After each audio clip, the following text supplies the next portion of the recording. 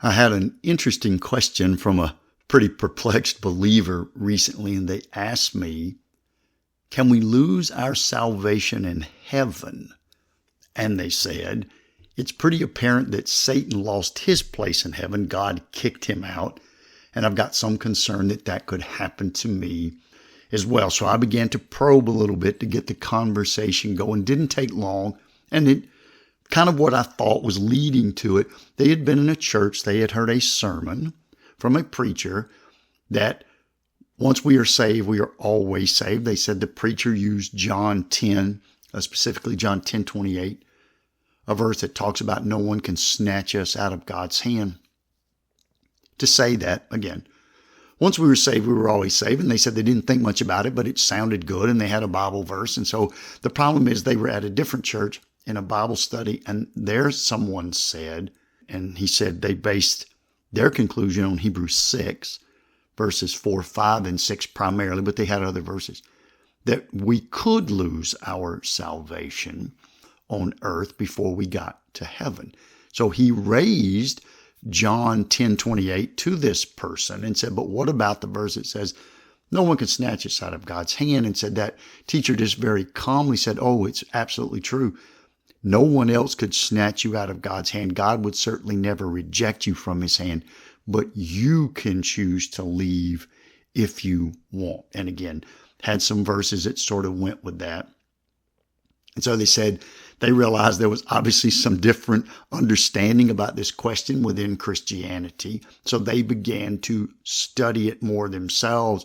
They hit the internet. They're looking for podcasts and different blog posts and things on it.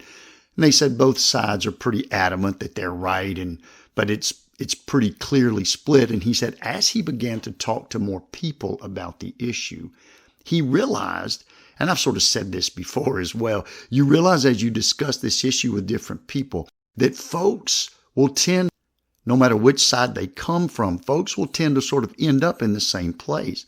So there's a person, they go to church, they're reading their Bible, they begin to get involved, they're tithing now on their income, they've changed their lifestyle, they're serving, they grow into the point of maybe church leadership or teaching responsibilities, and then all of a sudden, they just turn their back on that and they go in the opposite direction. They leave the church.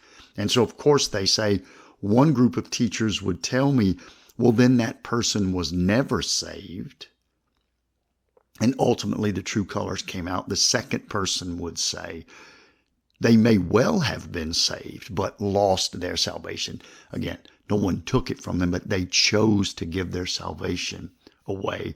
And the concern for this person is, they're both looking at the same example, the same person. And they said to one of the individuals, well, what if the person tells me, no, I really did believe. I was a believer and I was sold out and now I just don't believe that anymore. And said the first person said, no, they did not believe. They were not saved because once you are saved, God seals it. You cannot be unsaved. And so they clearly just were mistaken, were never saved.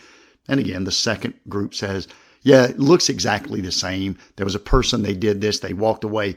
I agree with my counterpart here. That person is not saved in the end. I think they may have been at one point. They think they were never.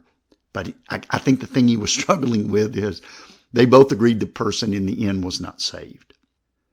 And so this had led them to this concern about, is it possible somehow that you get into heaven? And again, they were just obsessed almost with this idea that it happened to Satan.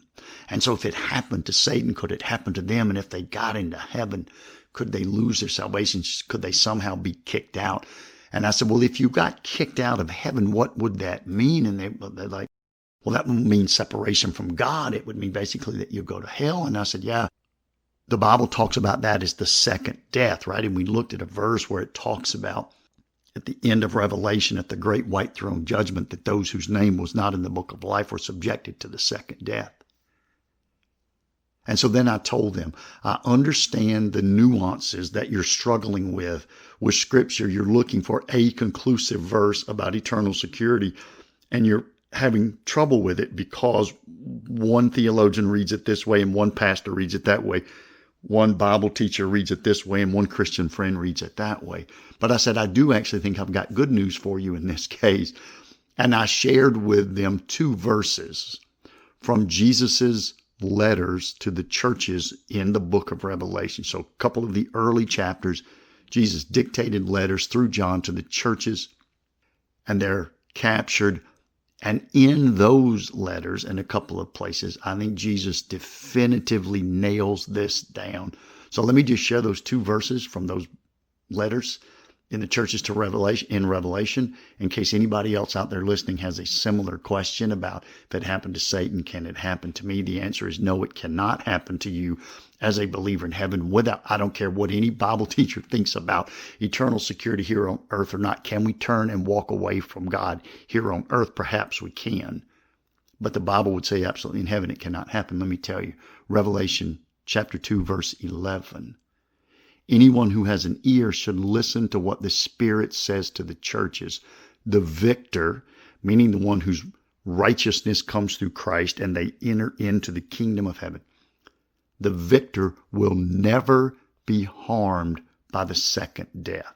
It's pretty conclusive. The victor who gets to heaven through Christ will never be harmed by the second death. And I think even more definitive is Revelation 3:5. In the same way, the victor will be dressed in white clothes. This is Jesus talking. And I will never erase his name from the book of life, but will acknowledge his name before my Father and before his angels. Whatever you think of your situation here, when you are in heaven, the absolute biblical answer is definitive. You will not be harmed ever by the second death, and your name will never be erased from the book of life.